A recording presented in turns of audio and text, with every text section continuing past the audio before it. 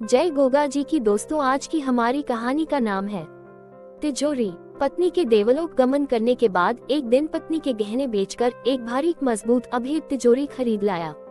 अपने कमरे की दीवार में फिक्स करवाने के बाद घंटों दरवाजा बंद कर आराम से सोता था।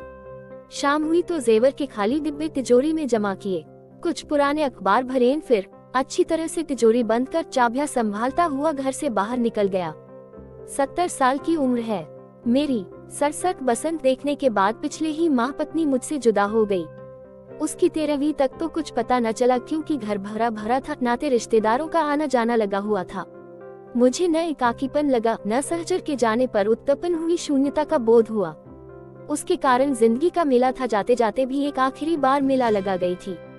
वह कहने को तो भरा पूरा परिवार है मेरा, 2 बेटे और 2 बेटियां, बेटे बेटियों का भी अपना परिवार है। बड़ा नवासा तो खुद एक बच्चे का बाप है। जीवन में आजीविका का साधन व्यापार रहा था। बहुत लाभ कमाया, बहुत नुकसान सहा। कुल मिलाकर सुख का हिंडोला भी झूला और दुख की चटनी में रोटी भी डुबो डुबो कर खाई है। बच्चे बड़े हो गए तो धीरे धीरे उन्हें जिम्मेदारी सौंपता गया। जितने भी दक्ष होते गए मैं उतना ही व्यापार से मुक्त होता गया। पिछले 10 सालों से मैंने ऑफिस जाना छोड़ दिया है, पर जब कभी बच्चों को व्यावसायिक सलाह या सहायता की जरूरत होती है तो उनकी पहली पसंद में ही होता हूँ। आखिर अनुभव बोलता है। दोनों दामाद भी वेल सेटल है, किसी को किसी चीज की कमी नहीं है। पत्नी के गुजरने के 15 दिन बाद से ही मुझे अनुभव होने लगा कि मेरी तरफ किसी की तवज्जो ही नहीं है। रुपये से खरीदी जाने वाली वस्तु की कमी नहीं थी, परंतु बहुओं में सेवा की भावना नहीं है। समय पर खाना नहीं, दवाई की याद कोई दिलाता नहीं, हाथ पांव टूट रहे हो तो कोई दबाता नहीं। जो काम पत्नी सहज भाव से करती थी और मैं उसका उपकार तक नहीं मानता था, उसका हर समर्पण मुझे याद आने लगा था। क्योंकि याद आने लगा तो उसकी कमी भी मुझे कल्पाने रुलाने लगी।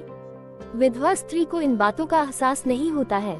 बहू वे किचन में अपने बच्चों में ही सास को उलझाए रखती है और जीवन गुजर जाता है।